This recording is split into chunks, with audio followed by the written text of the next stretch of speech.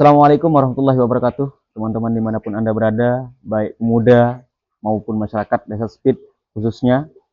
Tentunya kembali dalam program ataupun channel daripada Karang Taruna Mercusuar Desa Speed. Pada kesempatan ini kita sudah mendatangi ataupun berkunjung ke salah satu tokoh masyarakat, bisa dikatakan tokoh masyarakat, karena beliau ya narasumber kita bisa dikatakan sebagai orang yang punya andil dalam merubah warna maupun muka daripada desa kita, yakni Desa Speed. Siapa lagi kalau bukan Kanda Muhammad Wais Al-Karni. Siap. Selamat malam Kanda. Selamat malam. Sehat ya? Alhamdulillah. Alhamdulillah sehat. Terima kasih untuk waktunya Kanda, karena kita tahu teman-teman Kanda sangat sibuk ya, karena tentunya banyak program ataupun banyak kerjaan, namun beliau menyisihkan waktu, meluangkan waktu untuk kita kunjungi ya, untuk berbicara santai ya, talk show santai saja supaya kita tidak terlalu tegang juga. Informasi sedikit untuk teman-teman ataupun masyarakat bahwa Kanda Muhammad Wais Al-Karni menyelesaikan pendidikan sarjana S1 ya Kanda ya, di Universitas Proklamasi 45 Yogyakarta. Luar biasa Kanda. Siap. Kita ingin keluar daerah Kanda, tapi nampaknya tidak ada biaya ya, kita pilih yang dekat-dekat aja di Mataram. Ambil jurusan apa Kanda di Universitas Proklamasi? Ekonomi Manajemen Keuangan. Ekonomi Manajemen Keuangan ya. Langsung saja Kanda, saya akan bertanya, ini pertanyaan dasar, mungkin bisa dikatakan pertanyaan dasar. Pernah kepikiran enggak Kanda akan duduk ataupun berada di posisi yang sekarang? Kita tahu bahwa Kanda Muhammad Wais Al-Karni ini teman-teman kan anggota DPRD Kabupaten ya, yang menaungi 5 wilayah ya Kanda. 5 kecamatan. 5 kecamatan, wilayah Kecamatan Sakra, Sakra Barat, Sakra Timur, Keruak sama Jerwaru Kanda ya. Siap, siap. Pernah kepikiran enggak Kanda? Kalau kita berbicara terkait hal itu, mungkin dari awal enggak pernah sih. Enggak pernah ya. Enggak pernah kepikiran ke sana. Jadi kan intinya bahwa kita sekolah saja dulu kan. Setelah kita selesai sekolah, nah baru kemudian di sana terpikirkan. Nah, kira-kira saya mau begini. Nah, kira-kira apa yang paling cocok? Iya. Dan kebetulan saya adalah orang yang selalu aktif dalam berorganisasi di kampus. Nah, sehingga bisa dikatakan sebagai aktivis lah seperti itu, bersama teman-teman. Nah, banyak lembaga-lembaga LSM juga yang pernah kita buat, baik itu Perhimpunan Tani, FSNTB dan lain sebagainya. Nah, berawal dari situ kemudian ya saya terpikir untuk bagaimana kemudian kita bisa maju untuk menjadi anggota DPRD. Iya. Karena kita lihat selama ini yang dulu maksud saya, kita lihat yang dulu seringkali kita memilih anggota-anggota DPR. Nah, setelah kita pilih dan udah selesai sampai di situ. Nah, sementara apa yang diharapkan oleh masyarakat atau pemilih itu jauh dari harapan. Benar. Nah, oleh sebab itu saya berpikir bagaimana kemudian saya harus maju dan saya harus bisa untuk merealisasikan apa yang menjadi harapan-harapan masyarakat. Ya paling tidak ya bisa mendekatilah dari target-target yang sudah kita tentukan seperti itu. Tadi sempat di bergelut di organisasi, Kanda. Bisa spill sedikit organisasi apa? Kita pernah membuat Federasi Serikat Nelayan Tani Buruh Indonesia. Nah, terus yang kedua kita buat juga yang di Lombok Timur Perhimpunan Tani Indonesia atau petani. Nah, jadi kita tugasnya melakukan advokasi terkait dengan masyarakat petani, masyarakat yang tidak mampu, buruh tani, nelayan dan lain sebagainya. Nah, seperti itulah kegiatan-kegiatan saya dulu sebelum saya menjadi anggota DPR. Lulus kuliah di tahun 2004 ya? 2004. Maksudnya di tahun 2004 tahun berarti. Pas dan tepat. Iya. Selang berarti kan kemarin maju di tahun 2019, Kanda? Iya. Ya kan? Untuk periode pertama di tahun 2019 itu pertama kali. Yang kedua itu. Yang kedua. Jadi yang pertama saya 2000 berapa? Sebelum 2019 2014. Ya. Nah, ya, tapi saya gagal. Oh, gagal di 2014. Ya. Yang pertama saya gagal. Nah, saya maju lagi di tahun 2019. Alhamdulillah bisa terpilih. Dan begitu juga yang pemilihan saat ini juga alhamdulillah bisa terpilih kembali. Seperti itu. Di sempat mencalonkan diri di tahun 2014. Ya. Tapi gagal. Dan apa motivasi Kanda untuk berani? Ini kayak Prabowo ini. Kayak Prabowo ini Kanda. 2014 gagal, tapi apa motivasi Bapak sehingga 2019 saya maju lagi? Ya, karena saya yakin bahwa saya akan bisa terpilih seperti itu. Ya, karena saya belajar dari kegagalan itu. Iya.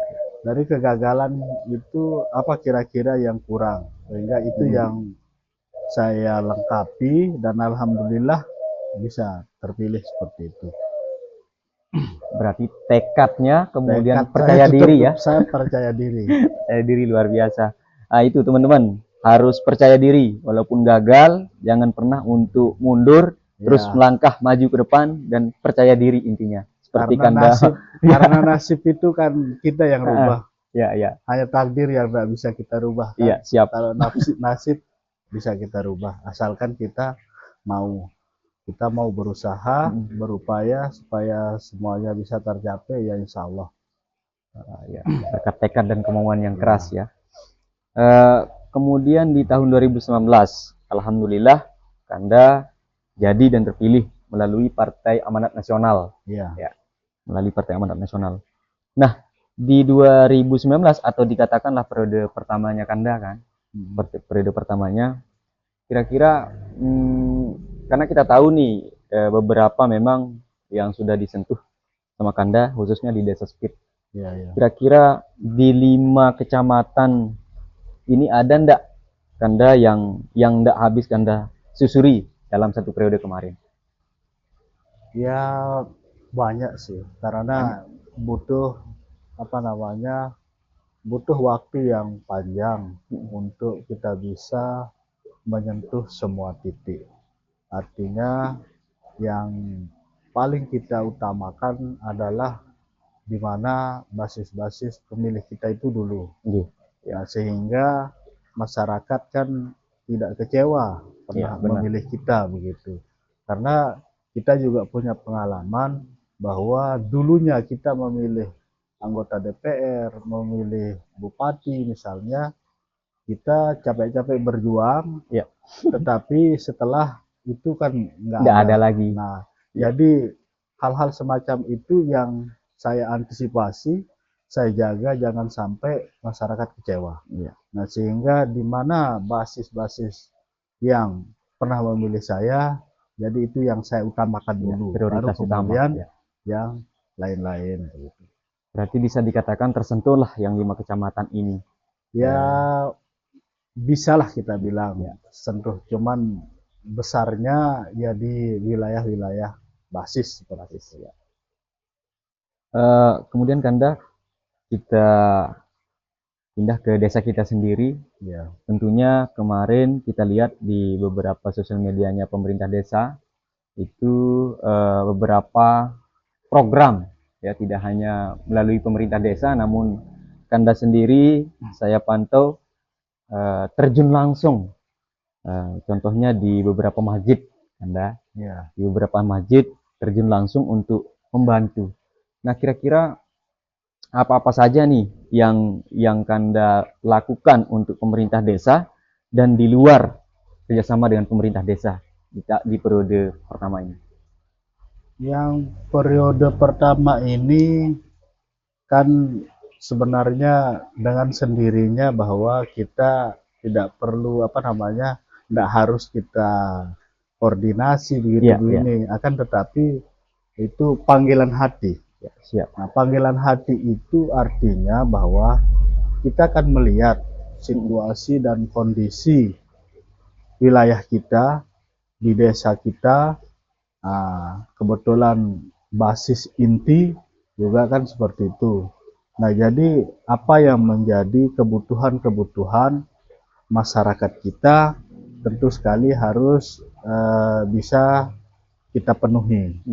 Dalam artian ketika misalnya di wilayah A membutuhkan ini dan itu, paling tidak kita bisa memberikan atau membantunya.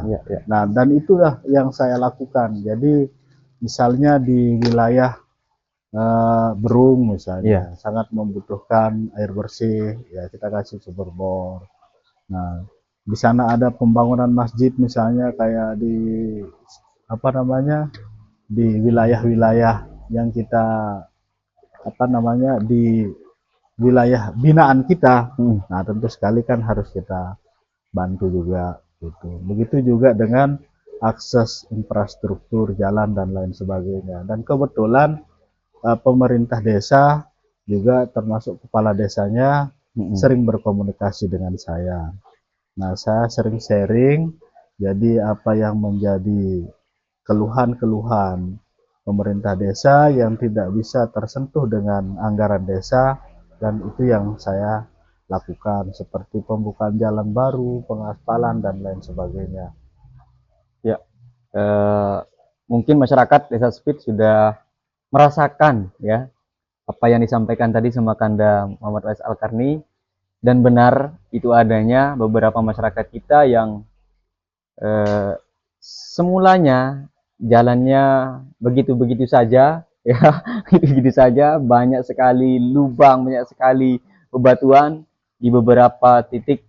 Alhamdulillah bisa dikatakan hampir 80% sekarang Anda di wilayah Desa Spit jalannya sudah dirapel, ya, dirapel. Dan juga di beberapa titik sudah ada pembukaan jalan, ya, jalan baru di sana ada beberapa titik yang sudah dibuka. Itu kita sangat bersyukur ya.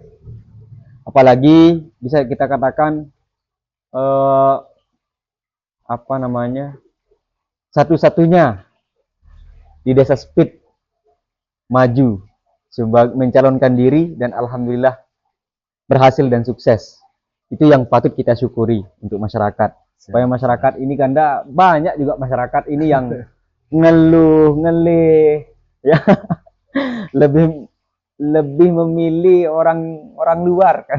Mohon maaf ada, tapi di beberapa wilayah lah, ya.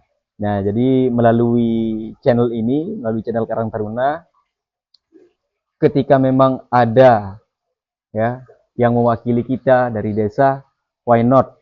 Kenapa kita harus pilih orang lain? Ya, kita pilih orang yang memang benar-benar mau berjuang dan berbuat untuk desa. Kita sudah merasakan manfaat dan hasil daripada kerja Kanda. Siap. Kemudian Kanda kembali lagi di tahun periode 2024. Siap. Kanda maju sebagai incumbent. Ya. Dan kita tahu beberapa tidak mudah lah persaingannya. Kita tahu pesaing-pesaing Kanda, tapi alhamdulillah gol lagi. Siap. Kira-kira Kanda apa yang meyakinkan selain dari program yang sudah nampak, apa yang Kanda lakukan kemarin untuk meyakinkan pemilih-pemilih ini lagi? Ya, intinya kalau kita mau ngomong seperti bahasanya Ustadz atau tukang guru itu kan berbuat baik.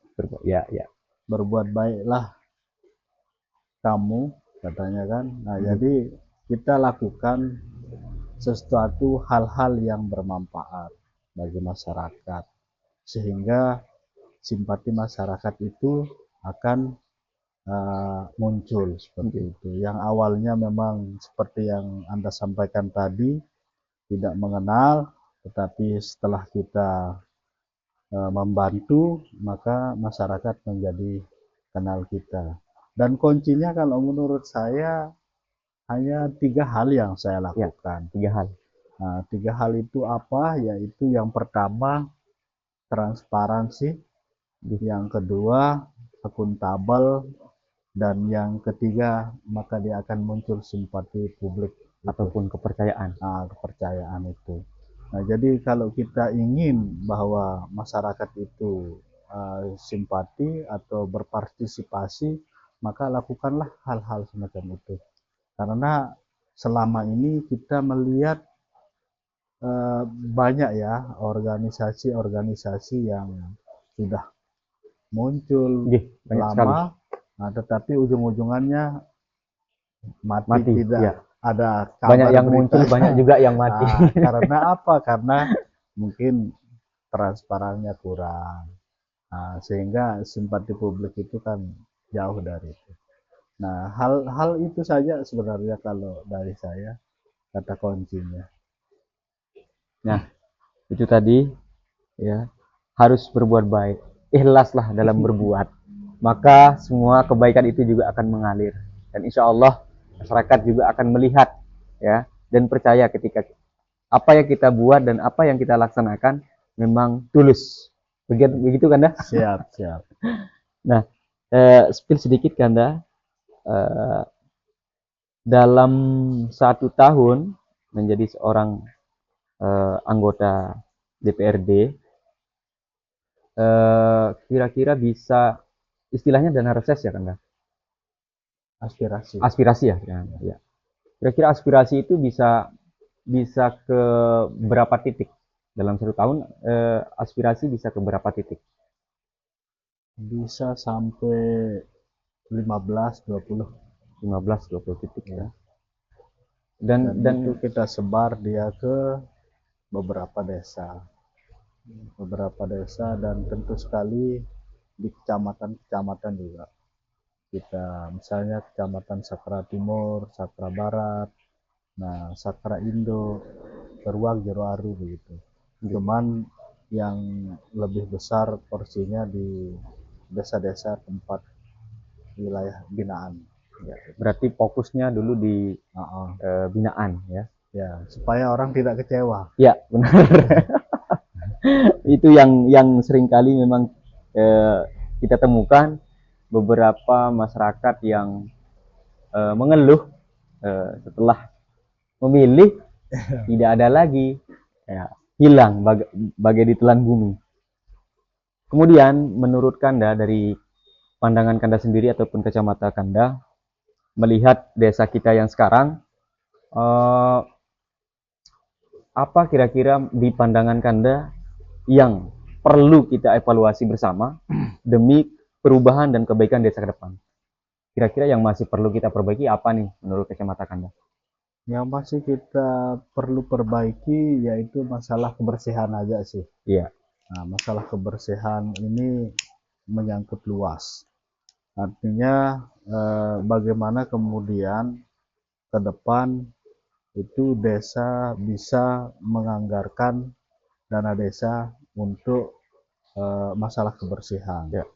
Nah, nanti kemudian lahan-lahan atau pecatu desa yang tidak produktif itu bisa kita manfaatkan sebagai lahan untuk pengelolaan pupuk. Nah, seperti itu. Pengolahan pupuk baik yang organik maupun non-organik. Ya. Nah, seperti itu. Jadi nanti saya berharap supaya desa bisa menganggarkan anggarannya di tahun berikutnya untuk penanganan sampah. Ya.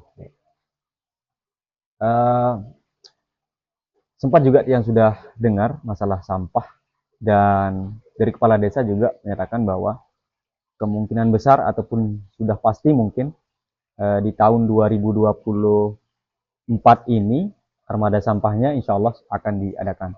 Tapi gini Kanda, seperti yang Anda katakan tadi, berarti kita perlu lahan dulu. Untuk lokasi ataupun pembuangan sementara tempat pembuangan akhirnya di situ. Berarti itu yang harus ada dulu Kanda, atau bagaimana? Ya, sarana prasarananya dulu kita benahi, kalau sudah baik, sudah ada, kan baru kemudian kita jalankan. Misalnya teknisnya, ini kita berbicara teknis. Misalnya di sampah itu kan biasa sampah rumah tangga itu ada yang organik, ada yang non organik. Nah, kemudian bagaimana kemudian yang sampah-sampah yang non organik ini kan kita bakar dengan alat.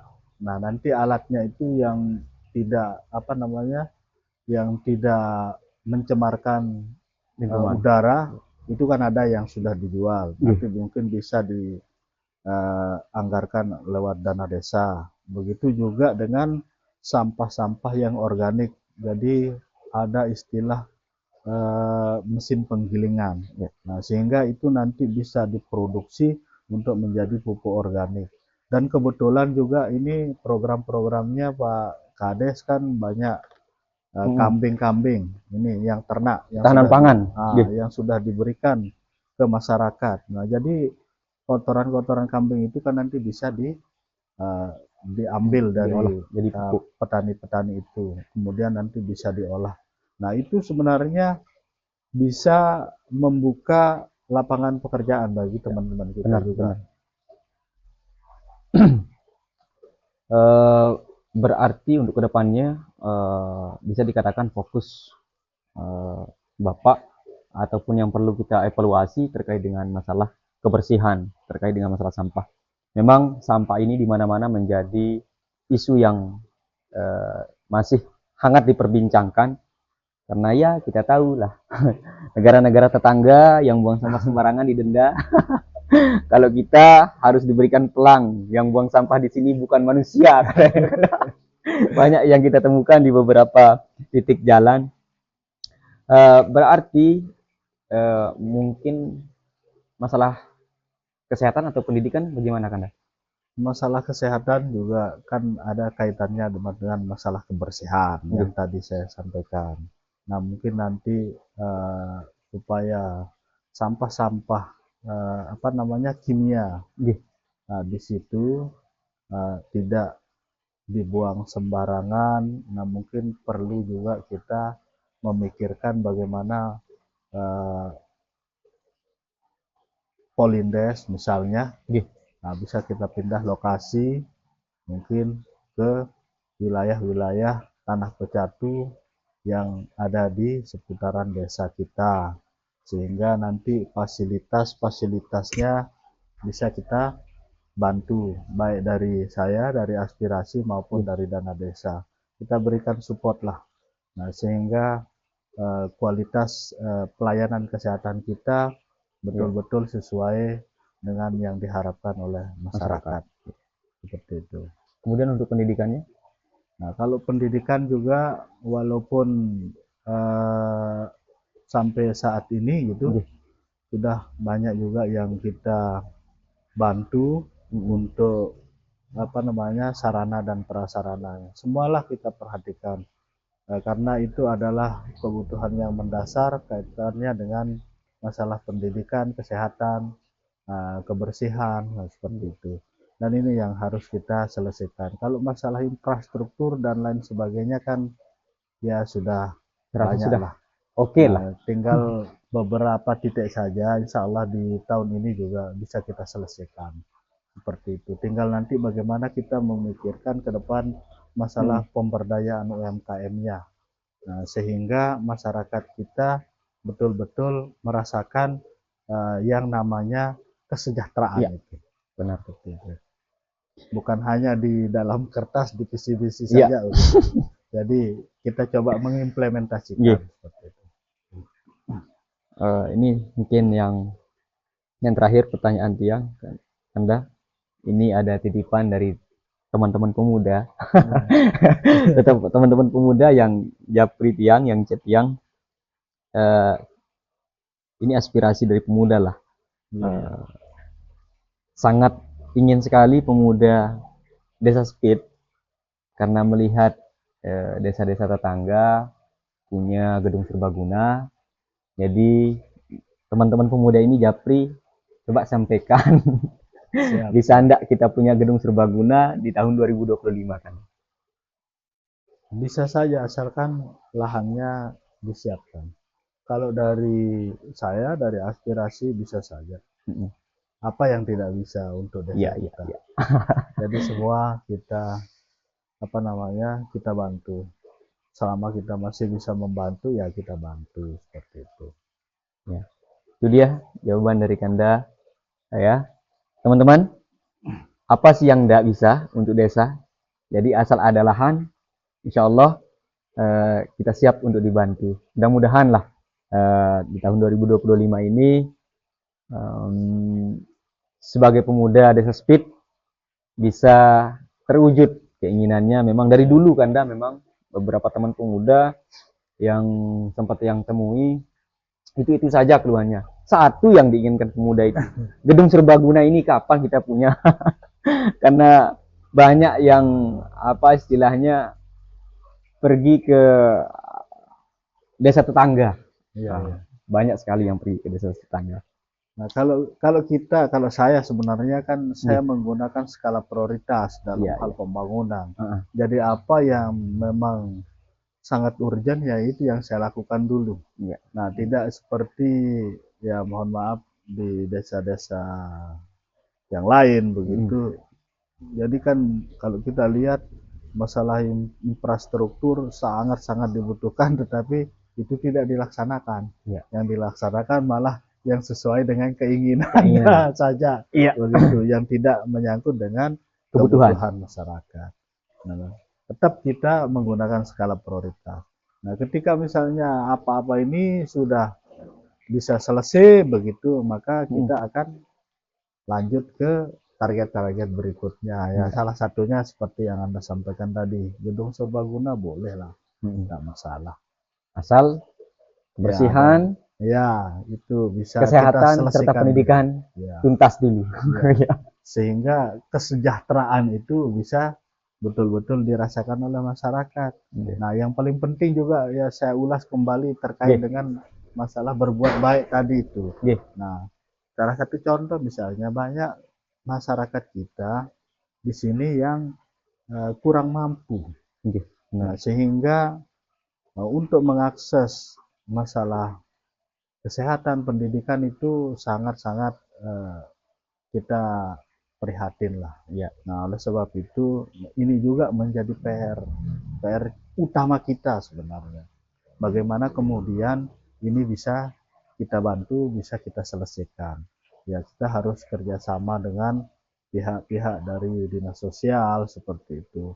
Nah, intinya nanti dari pemerintahan desa harus proaktif, melaporkan data kepada pemerintah daerah terkait dengan masyarakat-masyarakat kita yang memang tidak mampu, kurang mampu. Dan nanti saya dari pemerintah daerah akan membantu seperti itu. Yang penting proaktif dari pemerintah desa berarti. Terkait dengan pendidikan yang tadi Kanda, memang benar sekali masyarakat kita masih banyak yang kurang mampu untuk biaya pendidikan anaknya. Dan kita bersyukur sekali kalau memang itu bisa nanti mungkin di cover oleh Kanda selaku di pemerintah daerah, selaku wakil kita juga ya di pemerintah daerah, untuk bagaimana caranya supaya bisa tercover. Banyak sekali yang Tiang temukan Kanda putus sekolah, menikah usia dini itu ada. Nah, itu dia karena ya memang tidak ada biaya seperti yang Kanda katakan tadi, masih banyak yang kurang mampu. Semoga lah ya, karena ini target dari Kanda bagaimana untuk bisa mensejahterakan. Targetnya untuk mensejahterakan. Bukan apa yang diinginkan, namun apa yang dibutuhkan. Ya. Itu yang lebih tepat memang, tidak hanya mengerjakan apa yang menjadi keinginan, namun memberikan apa yang menjadi kebutuhan masyarakat. Ya. Itu yang saya utamakan. Ya. Setuju saya, Kanda. setuju. Kemudian yang terakhir, Kanda, kita sudah membahas masalah bagaimana di periode awal, apa yang sudah dikerjakan di periode awal, kemudian di periode kedua kita yang sudah menanyakan apa yang perlu dievaluasi, dan sekarang yang mungkin dari Kanda hal-hal yang mungkin perlu disampaikan supaya masyarakat lebih open minded, lebih terbuka, tidak hanya masyarakat tapi juga pemuda. Bagaimana sehingga bisalah ikut andil dalam membangun sebuah desa gitu. Kira-kira yang ingin Anda sampaikan. Jadi saya ulas kembali apa yang saya sampaikan tadi dari awal. Sebenarnya kita tidak perlu untuk mengarahkan atau menyampaikan kepada orang. Berbuat baiklah kamu sesuai dengan apa yang diperintahkan oleh agama. Artinya apa yang menjadi kebutuhan kepentingan masyarakat itu, ya lakukanlah itu, ya berikanlah itu selagi kamu mampu. Nah, maka apa yang menjadi harapan masyarakat semua itu tanpa dia ngomong kan sudah terrealisasi. Nah, jadi itulah yang saya sebut tadi di awal terkait dengan simpati publik itu. Nah, jadi lakukanlah apa yang terbaik, lakukanlah apa yang menjadi kebutuhan masyarakat kita, maka saya yakin masyarakat itu dengan sendirinya akan simpati, akan ya segala-galanya lah. Nah, disitulah baru bisa akan terbentuk kerjasama yang baik antara pemerintah desa dengan masyarakatnya, dengan kepala wilayahnya dan lain sebagainya. Intinya saya katakan adalah berbuat baiklah. Itu aja kalau saya. Berbuat baiklah ya. Berbuat baiklah. Mari kita berprasangka baik. Mari kita positive thinking. Jangan yang ada di benak ataupun yang ada di kepala hanya negative thinking. Itu bisa menjadi penyakit ya. Di dalam kepala yang negative thinking itu bisa menjadi penyakit. Mari kita berpositive thinking. Insyaallah kedepannya kita akan menjadi insan yang lebih baik seperti yang dikatakan Kanda. Intinya karena kita tidak ada yang sempurna juga. Ya, benar. Setuju. Enggak usahlah kita bicarakan masalah kekurangan orang itu. Ya biarkanlah saja dia berproses, maka nanti dia akan tahu sendiri seperti apa. Nah, intinya lakukanlah apa yang terbaik untuk masyarakat. Nah, itu yang pesan saya. Oke, Kanda. Terima kasih untuk waktunya. Terima kasih juga sudah mau menerima kami di sini. Itu tadi perbincangan kita ya dengan Kanda Muhammad Wais Al-Karni selaku wakil kita di pemerintah daerah. Semoga dengan adanya beliau, apa yang menjadi kebutuhan, apa yang menjadi kebutuhan yang urgent seperti yang dikatakan oleh Kanda tadi bisa terrealisasi, dan itu yang akan bisa membuat suatu perubahan dan kemajuan wabil khusus desa kita, Desa Sepit. Terima kasih untuk teman-teman yang sudah menonton. Sekali lagi Kanda terima kasih. Mohon maaf kalau ada salah-salah kata. Jangan lupa untuk teman-teman dimanapun Anda berada, khususnya pemuda Desa Sepit, terus berbuat baik, positive thinking, jangan pernah negative thinking, maju terus, pantang mundur. Pantau terus channel kami, Karang Taruna Mercusuar Desa Sepit, dengan cara like, komen, dan subscribe. Dan jangan lupa satu hal, share. Sehingga kita bisa berbuat lebih baik lagi, dan apa yang kita bahas yang positif bisa tersalurkan energi positifnya kepada teman-teman semua. Saya Muhammad Rizwan Arsyad. Wabillahi taufiq wal hidayah. Wassalamualaikum warahmatullahi wabarakatuh. Waalaikumsalam warahmatullahi wabarakatuh.